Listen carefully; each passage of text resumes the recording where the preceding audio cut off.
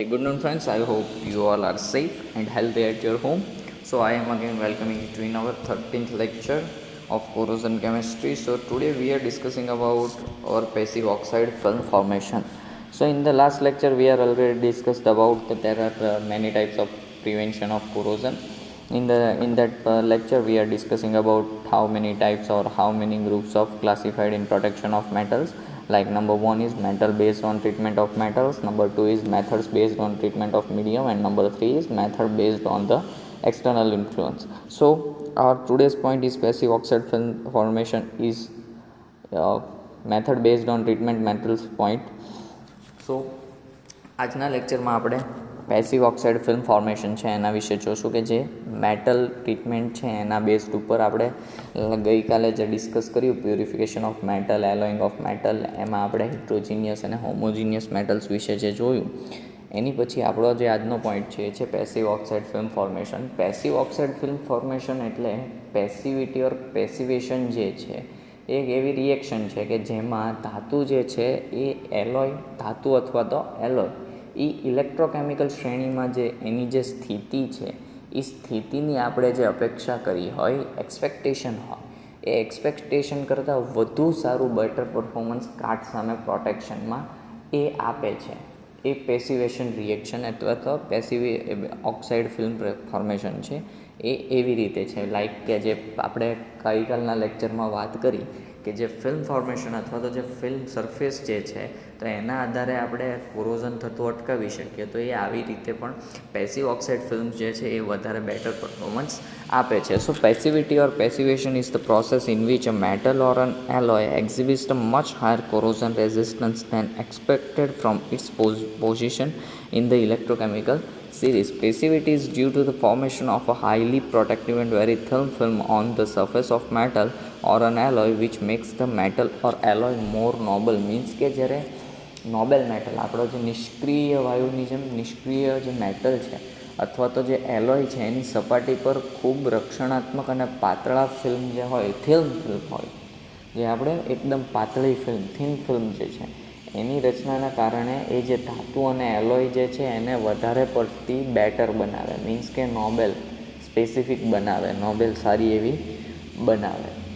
શેના કારણે? તો કે રક્ષણાત્મક અને આપણું જે પાતળું થીન લેયર છે એના કારણે જે છે મેટલને વધારે બેટર બનાવે.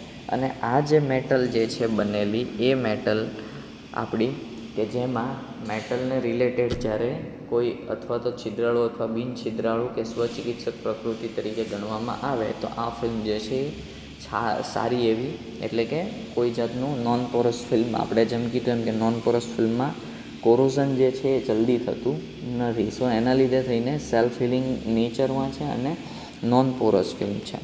સો the film so form is regarded as insoluble and invisible, non-porous and self-healing in nature.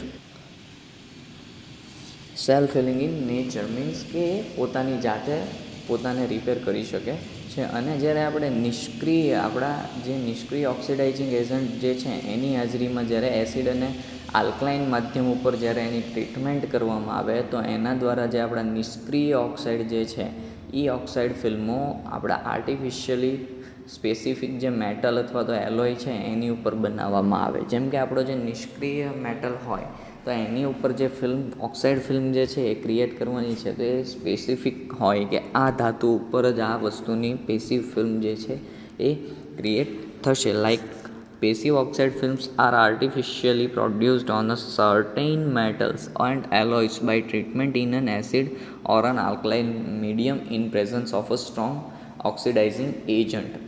Metals which are susceptible to corrosion can also be made passive by alloying with one or more metals which are passive or resist corrosion. Means કે જ્યારે ધાતુ જે છે એ ધાતુઓ કે જે કાટ માટે સંવેદનશીલ હોય છે અને અથવા તો એક અથવા વધુ ધાતુઓ જે કે જે નિષ્ક્રિય હોય તો એ જે છે અથવા તો કાટ સામે પ્રતિકાર કરે કે તેના જોડાણ કરી અને નિષ્ક્રિય પણ એને બનાવી શકાય.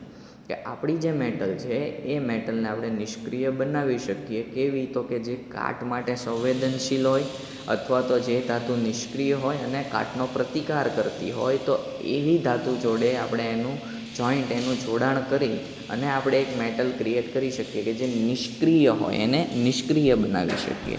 સો the amount of passive metal to be added to depends upon the environment because passivation is not a constant rate but exists only in certain environmental conditions which tend to maintain thin protective oxide films on their surface. Means કે જ્યારે નિષ્ક્રિય ધાતુ આપણે જે add કરીએ છીએ તો એને ઉમેરવા માટેનું જે વેલ્યુ અથવા તો વોલ્યુમ જે છે એને આપણે એડિશન કરીએ તો મન ફાવે એટલું એડિશન ના કરી શકીએ. સો એને જે ઉમેરવા માટેનું એને જે એડ કરવા માટેનું જે પ્રમાણ છે એ એન્વાયરમેન્ટ ઉપર ડિપેન્ડેડ હોય, કારણ કે પેસિવેશન જે છે એ સ્થિર સ્થિતિ નથી, સ્ટેબલ પોઝિશન નથી. પેસિવેશન રિએક્શન જે છે એ પેસિવેશન કોન્સ્ટન્ટ સ્ટેટ નથી, પણ ફક્ત અમુક સ્પેસિફિક એન્વાયરમેન્ટલ પરિસ્થિતિ હોય, એન્વાયરમેન્ટલ સિચ્યુએશન કન્ડિશન્સ ધરાવતી હોય કે જે અસ્તિત્વ ધરાવે તો જ એમની સપાટી પર થિન લેયર જે છે એ જાળવી રાખે છે.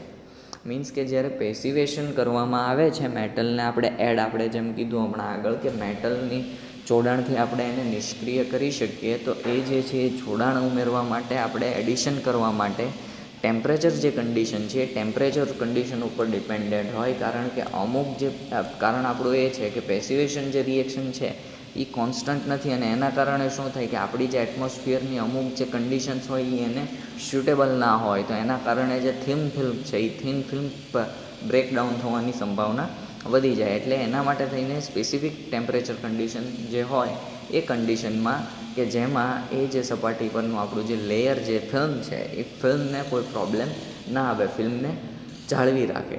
તો આ જે હતું એ આપણું પેસિવ ઓક્સાઇડ ફિલ્મ ફોર્મેશન છે. આમાં આપણે આમાં એક નવો પોઈન્ટ જે છે કે મેટલ કોટિંગ. મીન્સ કે આપણે અત્યાર સુધીના જેટલા લેક્ચર્સ લીધા એમાં આપણને બેઝિક આપણી ખબર છે કે આપણે જે પ્રોટેક્શન કરીએ છીએ મેટલ જે હોય આપણી એ મેટલનું આપણે કોટિંગ કરીને એનું પ્રોટેક્શન કરીએ છીએ. મીન્સ કે અત્યારે તમે ઘણીવાર વસ્તુ કોઈ લેવા ગયા હો, લાઈક કોઈ પણ મેટલ રિલેટેડ વસ્તુ, તો એ તમને ડિફરન્ટ પ્રાઇસ કે શું કામ, તો કે એક ગેલ્વેનાઇઝ હોય ને બીજું ગેલ્વેનાઇઝ ના હોય.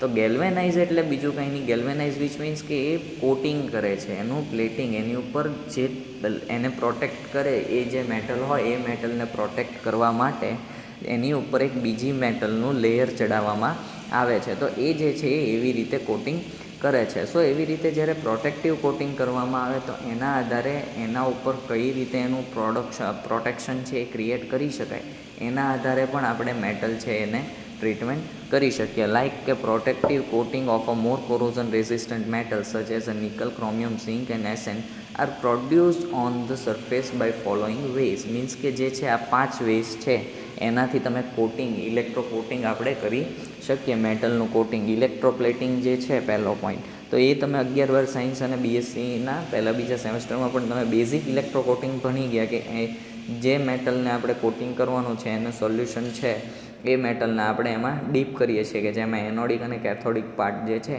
એના આધારે એનું કોટિંગ થાય છે. અને આપણે પણ જોયું કે કોરોઝનમાં એનોડિક અને કેથોડિક પાર્ટ જે છે એના બેઝ ઉપર કઈ રીતે કોરોઝન થાય છે. તો તમે એ રીતે પણ એક મેટલનું કોટિંગ કરી શકો. આ 5 પોઈન્ટ્સ જે છે એ 5 પોઈન્ટમાં તમે તમારી રીતે પણ લખી શકો છો. અને ધારો કે એક્ઝામમાં તમને 1 લાઇનર કે એમસીક્યુઝ પૂછાઈ શકે તો એમાં તમને સીધા 5 વેઝ પૂછાઈ શકે કે ભાઈ કઈ રીતે થાય છે, અથવા તો બેઝિક જે છે એ તમને પૂછાઈ શકે. હોટ ડિપિંગ મીન્સ કે જે મેટલનું કોટિંગ કરવાનું છે, મેટલ ગરમ હોય એટલે કે લિક્વિડ ફેઝમાં આપણે કન્વર્ટ કરેલી હોય તો એમાં એનું ડીપિંગ તમે કરીને મેટલને કોટિંગ કરાવી શકો. મીન્સ કે લાઈક કોઈ વસ્તુ આપણે નોર્મલી તમે કેન્ડીઝ ખાવા જતા હો તો એ કેન્ડીઝમાં તમે નોર્મલ કેન્ડીઝ લીધી હોય ને એને તમે ચોકલેટ ડીપ કરાવો તો એ ચોકલેટમાં જે આખો બલ્ક એનો જે ભરેલો હોય લિક્વિફાઈડ ચોકલેટ એની અંદર એ તમને ડીપ કરીને આપી દે. તો એ જે છે એ હોટ ડીપિંગ જ છે, વન ટાઈપ ઓફ, કે એ જે લેયર છે એ તમને જ્યારે ચોકલેટમાં ડીપ કરીને આપે ત્યારે એકદમ લિક્વિડ હોય, પણ એ થોડી વાર એ લેયર રહેવા દો તો એ લેયર જે થોડુંક સોલિડ ફોર્મમાં થઈ જશે. મીન્સ કે થોડું લેયર જે છે એ હાર્ડ થઈ જશે. સો એવી રીતે પણ કોટિંગ, મેટલનું પણ એવી રીતે કોટિંગ કરવામાં આવે છે. વેપરાઇઝિંગ છે તો વેપરાઇઝિંગનો વિચ મીન્સ કે વેપર ફેઝ જે છે એના દ્વારા આખું કોટિંગ કરવામાં આવે છે. અને મેટલ સ્પ્રેઇંગ છે તો મેટલ સ્પ્રેઇંગ વિચ મીન્સ કે આપણે જે ગાડી હોય કે આપણે જે ઘરે કે XYZ પેઇન્ટિંગ કરાવીએ છીએ તો એ જે પેઇન્ટિંગ છે એમાં જ્યારે એનું પેઇન્ટિંગ કરાવવામાં આવે છે તો એ જે છે મેટલ સ્પ્રેઇંગ એ રીતે કોટિંગ કરવામાં આવે છે. અને એની પછીનો જે છે સિમેન્ટેશન, મીન્સ કે એની ઉપર આખું કમ્પ્લીટ લેયર બાંધવામાં આવે છે સ્પેસિફિક મેટલનું. તો આ જે હતી એ 5 પોઈન્ટની બ્રીફ નોટ્સ હતી કે જેમાં આપણે કઈ રીતે કોટિંગ મેટલ કોટિંગ થાય છે. પણ તમને આ જે મેઇન વેઝ જે મેટલ કોટિંગના છે એ તમને આપી દીધા કે ટ્રીટમેન્ટ જ્યારે મેટલ છે એ મેટલની ટ્રીટમેન્ટ કરવામાં આવે તો કઈ રીતે થાય છે એ. એની પછીનો આપણો જે નેક્સ્ટ પોઈન્ટ છે એ છે કે protection by the use of paint or lacquer. Means કે જ્યારે આપણું જે મેટલ છે નોર્મલી આપણી જે ગણી લો કે તાંબુ છે એ તાંબુ અથવા તો લોખંડ, તો એની ઉપર આપણે જે મેટલ ઉપર પેઇન્ટિંગ કરીએ છીએ તો એ એક સ્પેસિફિક પેઇન્ટિંગ હોય કે જેના આધારે આપણું જે મેટલ છે લોખંડ કે તાંબુ એને કાટ ના લાગે. તો એ જે છે એ આપણા રેગ્યુલર જાણીતા ઉદાહરણ છે કે જેમાં આપણે એ વસ્તુ નજરે જોઈ શકીએ, રેગ્યુલર લાઈફમાં પણ જોઈ શકીએ કે તાંબુ અને જે લોખંડ છે એના પર બ્લેક ઓક્સાઇડ તમે જોયું હોય તો મોસ્ટલી મેટલ્સ બારીમાં જે સળિયા કે એ બધું હોય તો એમાં મોસ્ટલી છે એ બ્લેક કલર જ હોય. તો એ બ્લેક કલર જે છે એ કલરનું એમાં કોટિંગ મારવામાં આવે છે, એની ઉપર કોટિંગ કરવામાં આવે. અને ગન બેરલ્સ જે છે સ્ટીલ જે છે તો એની ઉપર ગન બેરલ્સ અથવા તો એ પ્રકારનો થોડો લાઇટ શેડ હોય કે જે આર્ટિફિશિયલ પેઇન્ટ્સ છે તો એ પણ એની ઉપર કરવામાં આવે છે. તો આ જે છે એના જાણીતા ઉદાહરણ છે. પણ મેટલની જે સપાટી છે એ સપાટીને પેઇન્ટ કરીએ ત્યારે પેઇન્ટ જે છે એને કાટરોધક બનાવવા માટેના ઉદાહરણ જે છે એ બધા આમાં લઈ લેવામાં આવે. અને ધાતુ જે છે એ મેટલ આપણી એ મેટલને કાટને તેમની સપાટી સાથે પોલિશ કરીને પણ રિએક્શન આપી શકે છે કે આપણે મીન્સ કે એ આપણી મેટલ છે એને પોલિશ કરીને પણ એ વસ્તુ કરી શકીએ છીએ. સો the black oxide finish on copper and iron, the blue finish on steel gun barrels are the well-known example of artificial paints. The metal surface are also covered by paints and lacquers and example of making them corrosion resistant. Corrosion of a metals can also be reacted by polishing their surface. સો એની પછીનો આપણો જે next point છે એ છે cathodic protection. Means કે cathode જે છે આપણે જેમ કીધું કે કેથોડ ઉપર કાટ લાગે છે તો કેથોડિક એરિયા જે છે તેને આપણે પ્રોટેક્ટ કરવો પડે. તો કેથોડિક પ્રોટેક્શન જે છે એ કેથોડિક પ્રોટેક્શન ધાતુનું જે કેથોડ જેવું બિહેવિયર છે એનું જે વર્ણન છે એ કરવા માટે એને સુરક્ષિત રાખવા માટે એને દબાણ મીન્સ કે એને ફોર્સ કરવો પડે કે જેના પરિણામે એને કાટ લાગ્યો અથવા તો જે કોરોઝન છે કોરોઝન થઈ શકે નહીં, કેથોડ જે એરિયા છે એને ફોર્સ કરીએ તો. સો એમાં જ્યારે શું થાય કે ધ્રુવીય ધાતુ પોલરાઇઝિંગ કરંટ્સ જે હોય એની સિવાયના બીજા કોઈ સ્ત્રોતમાંથી પોલરાઇઝિંગ થતું હોય તો એ જે છે એમાં કોરોઝન થવાની સંભાવના વધી જાય. લાઈક કે અંડરગ્રાઉન્ડ જે પાઇપ્સ લાઇન હોય કે જેમાં કાટ પસાર થતો હોય મીન્સ કે કન્ટિન્યુઅસલી એમાંથી લિક્વિડ ફેઝ પાસ થતો હોય છે તો એને જે છે એને કેથોડિક બનાવવામાં આવે કે જેના કારણે આપણું જે ઓલું કોરોઝન છે એ ત્યાં પ્લેસ થઈ શકે નહીં. સો આવી રીતે કેથોડિક પ્રોટેક્શન છે એને કરીને પણ તમે કાટનું પ્રોટેક્શન અથવા તો કાટથી એને બચાવી શકો. કેથોડિક પ્રોટેક્શન જે છે એના જનરલી 2 ટાઈપ્સ છે. એક તો સેક્રિફિશિયલ એનોડિક પ્રોટેક્શન મેથડ. આપણે એની પહેલાં આપણે આની એક થિયરી જે છે એ જોઈ લઈએ કે cathodic protection is to force the metal to be protected to behave like a cathode as a result of which corrosion does not take place.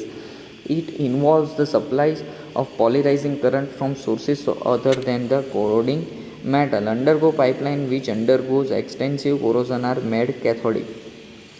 Cathodic protection is generally 2 types. One is sacrificial anodic protection method and the second one is impressed current cathodic protection. Means કે cathodic protection જે છે એ સામાન્ય રીતે 2 પ્રકારના હોય છે. એક બલિદાન આપણે ગુજરાતીમાં કહીએ તો બલિદાન એનોડિક સંરક્ષણ પદ્ધતિ અને વર્તમાન કેથોડિક સંરક્ષણ.